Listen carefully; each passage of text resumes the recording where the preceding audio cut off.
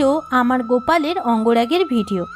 আর দেখুন বন্ধুরা, আমার গোপালকে কত মিষ্টি লাগছে, আর গোপালের মিষ্টি হাসিটাও খুব সুন্দর লাগছে। আজকের ভিডিওটি কেমন লাগলো তা কমেন্টস করে জানাতে ভুলবেন না। আর আমার চ্যানেলে নতুন হয়ে থাকলে